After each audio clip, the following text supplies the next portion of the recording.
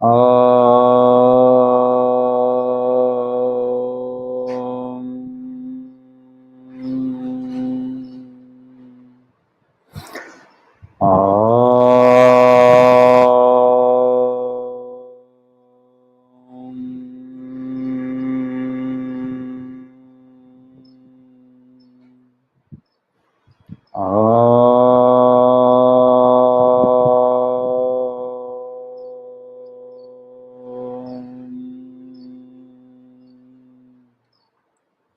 श्री गुरु गणेशाभ्यां नमः। हरिः ओम। गीता स्वाध्याय 214वें सेशन में आपका स्वागत है। अभी हम अध्ययन कर रहे हैं 12वां अध्याय भक्ति योग। हम लोगों ने 10वां श्लोक का अध्ययन कर लिया था, तो उसको एक बार दोहरा लेते हैं।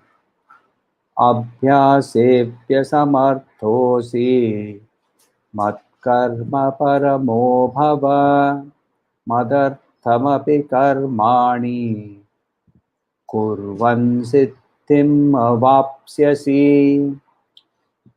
श्री कृष्ण बहुत अच्छे टीचर हैं। 20% की वासना है, 40% की वासना है, 60% की वासना है। एक एक एक एक एक एक करके हम लोगों को उनको समझ में आ रहा है कि ये भी नहीं कर पाएगा, वो भी नहीं कर पाएगा, तो आगे क्या करे। तो ये समझने के लिए, और श्री कृष्ण जितने धैर्य से पढ़ा रहे हैं, वैसे यदि हमारे शिक्षक भी वैसे मिल जाए, तो गुरु तो दूर की बात है, गुरु शिक्षक भी ऐसा मिल जाए, तो हम लोग जब छात्र बनते हैं तो बहुत अच्छी तरह से पढ़ाई हो सकती है। तो इतने वो बोल रहे हैं कि तुम्हारा यदि मन सचमुच में ही सिर्फ विषय वस्तु व्यक्ति ऑब्जेक्ट्स इमोशंस थॉट्स इसके अंदर में फंसा हुआ है, तो फिर तुम क्या करोगे। तो अर्जुन ये बोले उसके पहले ही वो खुद बोल देते हैं। तो 11वां श्लोक ले लीजिए। अथैदप्यशक्तोऽसि अथैदप्यशक्तोऽसि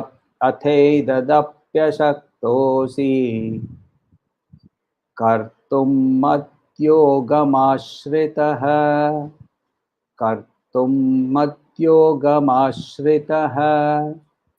अथैदप्यशक्तोऽसि कर्तुं मद्योगमाश्रितः सर्वकर्मफलत्यागं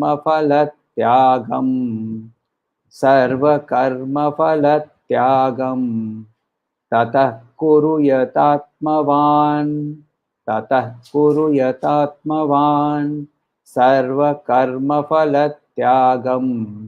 ततः कुरु यतात्मवान् अथैदप्यशक्तोऽसि कर्तुं मद्योगमाश्रितः सर्वकर्मफलत्यागं ततः कुरु यतात्मवान्। अथैदत् अथ एतत् अपि अथैददप्य अथ इफ यदि एतत् ये अपि भी अशक्त ये नहीं कर सकते हो, तो तुम्हारे में करने की शक्ति नहीं है। असि तुम हो, कर तुम काम, मद योगम मेरे में मन रखते हुए, मेरे प्रति भक्ति रखते हुए, आश्रित उसमें आश्रय लेकर, सर्व कर्म सारे कर्मों का, फल त्यागम उसके जो फल है, कर्म के फल हैं उसको त्याग करके, ततः तब, कुरु तुम, यतात्मवान तुम उसके लिए यत्न करो। या फिर और एक मीनिंग होता है यतात्मवान का कि तुम उसमें स्थित हो जाओ। दोनों मीनिंग हमारे लिए यहाँ काम कर जाएंगे। तो यहाँ वो बोल रहे हैं कि यदि तुम मेरे लिए भक्ति युक्त मेरे लिए काम नहीं कर सकते हो, क्योंकि इसके पहले वाले श्लोक में उन्होंने क्या बोला था कि यदि तुम अभ्यास योग भी नहीं कर सकते हो तो तुम शरीर को यूज करो। क्योंकि पहले श्लोक में उन्होंने बुद्धि को यूज करने को कहा, दूसरे श्लोक में उन्होंने मनस को यूज करने को कहा। अब वो बोल रहे हैं कि तुम शरीर को यूज करो, तुम जाओ कर्म करो, मगर कर्म को मुझे सौंप के करो। बोलते वो भी नहीं संभव है, कोई बात नहीं, तुम कर्म करो, मेरे बारे में सोचना भी मत, सिर्फ इतना करो कि तुम कर्म का जो फल है उसको तुम त्याग दो, उतना ही करो। देखिए ये सारे जो श्लोक हैं, ये हमें एक चीज समझनी है कि श्री कृष्ण ये किसके साथ बात कर रहे हैं, कि जिसके अंदर कोई थोड़ा सा मुमुक्षत्व, मुक्ति की भावना, मुक्ति की इच्छा जागी है।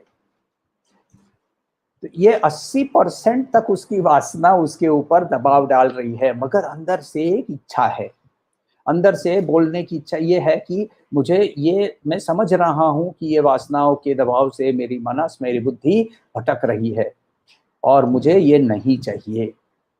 ऐसे व्यक्तियों के लिए ये 20%, 40%, 60%, 80% ऐसे करके ये श्री कृष्ण बता रहे हैं।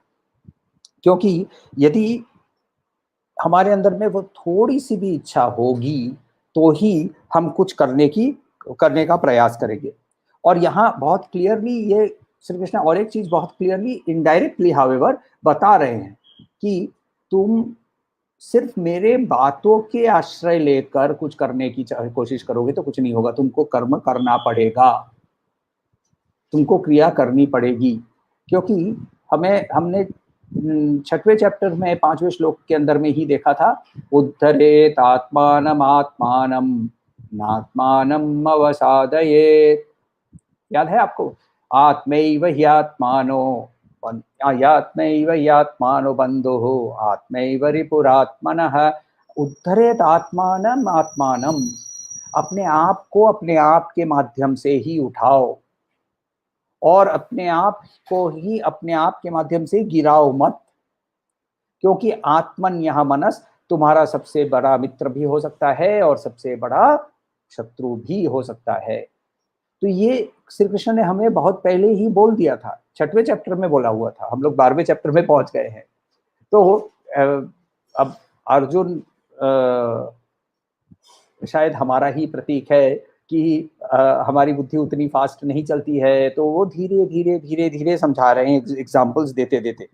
तो क्योंकि हमें कर्म करना ही पड़ेगा, मगर हम जब कर्म करते हैं तो ऑब्जेक्ट्स, इमोशंस, थॉट्स, विषय वस्तु, व्यक्ति के अंदर में हमारी टोटल एंगेजमेंट हो चुकी है।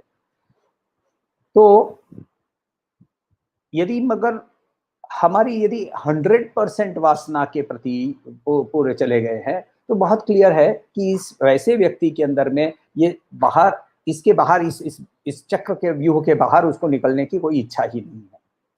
तो यदि थोड़ी सी भी जगह है तो उसके अंदर में वो कमिटमेंट करने को तैयार है कि ये कमिटमेंट कि मुझे मुक्ति चाहिए, मुझे फ्रीडम चाहिए, मुझे आनंद चाहिए, सुख नहीं। क्योंकि सुख के साथ साथ दुख भी आ ही जाएगा, सुख नहीं तो उसे मुझे आनंद चाहिए, मगर मेरा मनस बात मानने को तैयार ही नहीं है। तो इसके लिए पहला स्टेप क्या है? थोड़ा सा सेल्फ कंट्रोल, थोड़ा सा, ज्यादा नहीं, थोड़ा सा सेल्फ कंट्रोल। कैसे? बृहदारण्य के उपनिषद में बहुत सुंदर सी कहानी है। क्या है कि 3 लोक है, स्वर्ग लोक, भूलोक, पाताल लोक। और पाताल लोक में असुर और दैत्य, दानव इत्यादि वहां रहते थे, और भूलोक पे मनुष्य रहते हैं, और स्वर्ग लोक में देवता लोग रहते हैं। और तीनों के अंदर में तरह तरह की अपनी जो उनकी प्रवृत्ति के हिसाब से बिहेवियर थी। तीनों के को किसी को भी आनंद नहीं मिल रहा था, उनको किसी को सुख भी नहीं मिल रहा था। तो फिर वो गए प्रजापति के पास। उपनिषद में वर्ड प्रजापति यूज किया है तो हम लोग उसको ब्रह्मा जी समझ सकते हैं। तो ब्रह्मा जी के पास गए। ब्रह्मा जी को जाकर उन्होंने ये प्रश्न कहा कि हम क्या करें ताकि हमें आनंद मिले, क्या करें ताकि हमें सुख मिले, हे ब्रह्मा जी, हे पितामह, हे हमें इसका उपाय बताइए। ब्रह्मा जी ने कोई उत्तर नहीं दिया, ऊपर की ओर देखा और ऊपर की ओर आसमान के अंदर में अचानक से एक बिजली गई, और उसके बाद जो मेघ गर्जन हुआ उसमें एक शब्द इनके कानों में पड़ा। जो वहाँ दैत्य और मनुष्य और देवता खड़े थे, इनके कानों में एक शब्द पड़ा, द द द। उन्होंने, सारे लोगों ने नमन किया और चले गए। क्यों? क्योंकि हर एक ने ये समझ लिया कि ये द जो है, तो पहला द देव लोग बोल रहे हैं, ये द का मतलब है दम्यता। हम लोग बहुत भोग कर रहे हैं, हम लोग बहुत दिन रात हम लोग ये सुरापान और नाच गान और इसकी के अंदर में हम फंसे हुए हैं। इसको थोड़ा सा कंट्रोल करना है, दम्यता थोड़ा कंट्रोल करो, दम्यता करो। मृत्युलोक में, भूलोक में लोगों को द से मतलब हुआ दान। बोले हम लोग लोभ से लोभ के कारण हमें ये भोगना पड़ रहा है, और इसीलिए प्रपितामह ने हमें कहा कि तुम लोग अभी थोड़ा दान करो। अगेन थोड़ा सा सेल्फ कंट्रोल, अपना लोभ को कम करो। और जो असुर लोग थे उनको लगा द का मतलब होता है दया, क्योंकि असुर लोग का काम क्या था, तो वो क्रूरता से काम कर रहे थे। मृत्यु लोक पे चले जाते थे, स्वर्ग लोक पे चले जाते थे, वहां मार काट ये सब कर रहे थे, तो उनको लगा कि द का मतलब होता है दया। तो दम्यता, दान और दया, ये तीनों से हम अपने आप को सेल्फ कंट्रोल कर सकते हैं। क्योंकि देखिए सॉरी असुर, मनुष्य और दैत्य तीनों ही हमारे अंदर में उपस्थित है। कभी कभी हमें हमारे बेटे या अपनी जो अर्धांगिनी होती है वो भी बोल देती है ये असुर जैसी बिहेवियर मत करो, तो हमारे अंदर असुर होता है। और कुछ लोग आकर बोलते हैं अरे ऐसे आदमी को नहीं मिलेगा, आप तो देवता तुल्य है, तो देवता भी हमारे अंदर ही होता है। तो ये तीनों जो है बहुत सिंपल स्टेप्स हैं। ये किसके लिए है? जिसको वासनाओं के कारण वो इतना उसके ऊपर प्रेशर है, वो डूबा हुआ है, मगर उसके अंदर में मुमुक्षुत्व है, उसको चाह है कि मैं मुक्ति प्राप्त करूं। तो उसको थोड़ा सा सेल्फ कंट्रोल, पहला स्टेप ये बता दिया कि सेल्फ कंट्रोल कर। दूसरा स्टेप उन्होंने ये बताया श्लोक के अंदर कि कर्म के फल को त्याग करो। कर्म का फल जो है वो इफेक्ट है, कॉज क्या है? कर्म है। तो यहां श्री कृष्ण क्या बोल रहे हैं, डायरेक्टली इनडायरेक्टली समझ लीजिए कि वो ये बोल रहे हैं कि तुम कर्म के अंदर कंप्लीटली अपने आप को डुबा दो, कर्म के फल के बारे में सोचो ही मत। अब कर्म फल जो है वो फ्यूचर में होता है, क्योंकि कर्म अभी है और कर्म फल उसके एक क्षण भी हो सकता है, 5 साल भी हो सकता है, अगले जीवन में भी हो सकता है, मगर उसका कर्म का फल समय के साथ ही आएगा। यानी कर्म फल इज इक्वल टू कर्म प्लस समय। ये बहुत समझने की बहुत इंपॉर्टेंट बात है कि कर्म फल इज इक्वल टू कर्म प्लस समय। यानी श्री कृष्ण बोल रहे हैं कि समय को भूल जाओ, तुम अभी बी हियर नाउ। ये हम लोगों ने बहुत सारे फिलोसोफर्स के पास भी सुना होगा कि बी हियर नाउ। तो ये बी हियर नाउ जब श्री कृष्ण बोल रहे हैं, तो यदि हम अभी यहाँ रहते हैं तो फिर हमारे लिए क्या होता है, फ्यूचर की एंजाइटी हट जाती है। तो देखिए अभी तक हम लोगों ने यदि फॉलो किया है तो बहुत क्लियर है, सीक्वेंशियल थिंकिंग है। पहला श्लोक हम लोगों को सिखा रहा था कि यदि तुम्हारे वासना का प्रेशर लो है तो डायरेक्ट कॉन्टेम्पलेशन पे चले जाओ। यदि तुम्हारे लिए वासना का प्रेशर मीडियम है तो थोड़ा सा तुम अभ्यास योग का काम करो। यदि तुम्हारे अंदर वासना का प्रेशर हाई है तो तुम कर्म योग करो, और यदि वासना का प्रेशर बहुत हाई है तो सिर्फ कर्म करो, मगर पूरे 100% लगाव से कर्म करो। यहाँ उन्होंने हम लोगों को चैप्टर 2 के समय बहुत बहुत पहले उन्होंने कह दिया था कि बुद्धि युक्तो जहातीह उभे सुकृत दुष्कृते तस्मात् योगाय युज्यस्व योग कर्मसु कौशलम।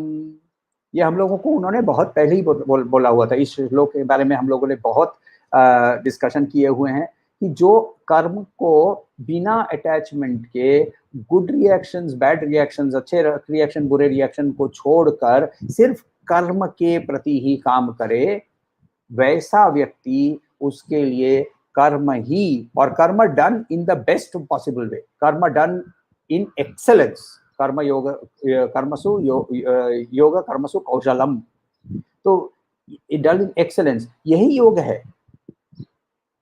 ये सबके लिए नहीं बोल रहा है, ये उसके लिए। अब चैप्टर टू में ये अर्जुन अभी भी तैयार नहीं था, उसने विश्वरूप का दर्शन नहीं किया था। यहाँ उसको तब वहां उसको कर्म को, फल को त्याग करने के लिए कहीं नहीं बोला है। कर्म का फल त्याग करने के लिए अब बोल रहे हैं कि देखो तुम समझे ना, मैंने पहले भी बोला था तुमको, योग कर्मसु कौशलम। अब उसका एक्चुअल मीनिंग ये है, बी हियर नाउ, एंजाइटी छोड़ दो, कर्म की एंजाइटी छोड़ दो, कर्म फल की एंजाइटी छोड़ दो, कर्म के प्रोसेस में डूब जाओ और कर्म को ही करते रहो। कर्म के फल फ्यूचर में होते हैं, तो अभी हम उसके बारे में सोचे ही नहीं, जीरो सोचना है उसके बारे में। सिर्फ पूरे 100% ये प्रोसेस के अंदर में जाकर रात को सोते समय ये ऐसे व्यक्ति ये बोलता है कि मैं जब आज को सोता हूँ तब ये सोचता हूँ सारे दिन में मैंने ये सारे काम किए और ये मैंने I have done my best, इससे ज्यादा अच्छा और मैं नहीं कर पाता। ये जब व्यक्ति ऐसे बोल सकता है, ऐसा ये जो व्यक्ति ऐसा बोल सकता है, वो योग कर्मसु कौशलम की स्थिति पे है, क्योंकि उसने इफेक्ट को वो भूल गया है, कॉज के पीछे वो लग पड़ा है। तो ये जो कॉज के पीछे लग पड़ा है, वैसा व्यक्ति हम लोग को कम दिखते हैं। हम लोगों को ये दिखता है कि वो व्यक्ति एंजाइटी उसके अंदर में, स्ट्रेस उसके अंदर में फल के प्रति बहुत ज्यादा होती है। क्यों होता है? क्योंकि फल के प्रति हमारे अंदर में अटैचमेंट बहुत पैदा हो जाता है, राग द्वेष। I want this and I don't want this. तो मैं हेल्दी रहना चाहता हूं, तो मुझे मेरा प्रोसेस बहुत सिंपल है, मुझे एक्सरसाइज करनी पड़ेगी, मुझे डाइट करना पड़ेगा, मगर फल जो है वो डिपेंड करेगा कि जो क्वालिटी ऑफ खाना मैं खा रहा हूं उसके अंदर में पचाने की शक्ति मेरे अंदर में है कि नहीं, वो मेरे हाथ में है नहीं। खाना जो खा रहा हूं, जो उग के आ रहा है, वो मैं खाना खुद का उगाता नहीं हूं, वो मेरे हाथ में नहीं है। वो ऑर्गेनिक है, इनऑर्गेनिक है, उसके ऊपर में केमिकल्स हैं नहीं है, ये मेरे हाथ में नहीं है। तो मैं, मेरे हाथ में जितना कंट्रोल है उसके बाहर की चिंता जब करने लगता हूं, क्योंकि मुझे नहीं, मेरे कमर जो अभी 36 इंच की हो गई है, उसको मुझे 30 इंच की करनी है, जो कि मेरे कॉलेज के समय हुआ करती थी। बहुत अच्छी बात है, वो इच्छा तुम्हारी है, उसके प्रति तुमको काम करना है, बट काम करते जाओ, रोज रोज मेजरिंग टेप लेकर कमर नहीं नापो, क्योंकि उससे तुम्हारा कमर कम नहीं होने वाला है। तो ऐसे व्यक्ति के लिए वो, यदि उसकी दिमाग, और फिर वो क्या करेगा, वो इंस्ट्रक्टर के साथ, जिम के साथ झगड़ा करेगा, नहीं हो रहा है, डाइटिशियन के साथ झगड़ा करेगा, नहीं हो रहा है, फिर डाइटिशियन छोड़कर चला जाएगा, जिम का इंस्ट्रक्टर बोलेगा मैं तुम्हारे साथ काम नहीं करने वाला, तो कमर जो 36 की थी वो 38 की हो गई। अब और भी एंजाइटी बढ़ गई। क्यों? उसकी अटैचमेंट प्रोसेस पे नहीं है, उसकी अटैचमेंट रिजल्ट पे है। तो ये जब हम इधर अब भी होते हैं, तब हमारे लिए वो एंजाइटी अपने आप ही खत्म हो जाती है।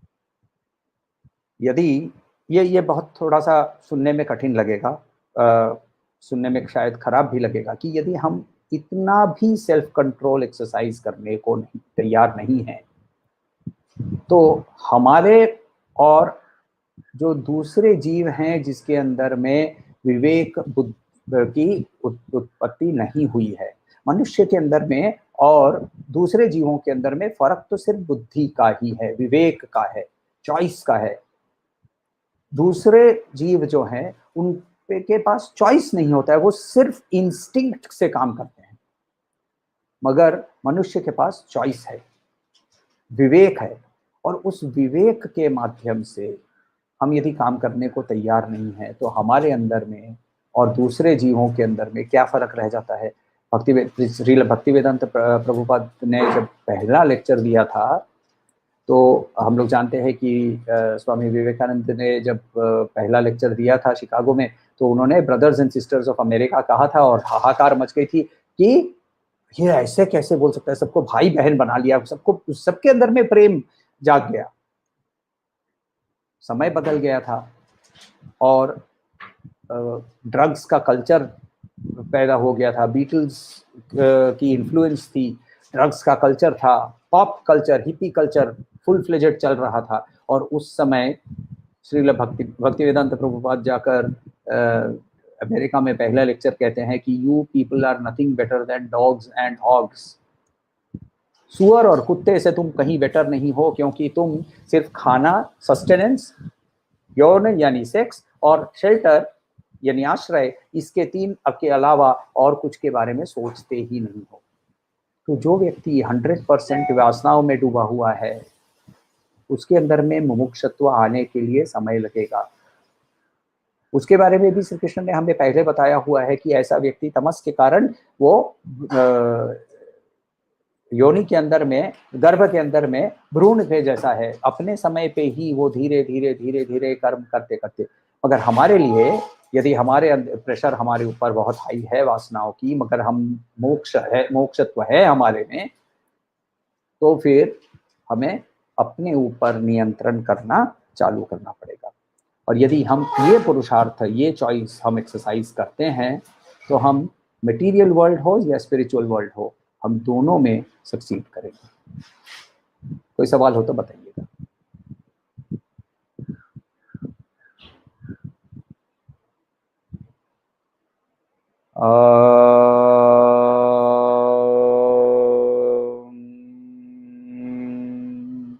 शांति शांति शांति। हरि ओम। श्री गुरुभ्यो नमः। हरि ओम।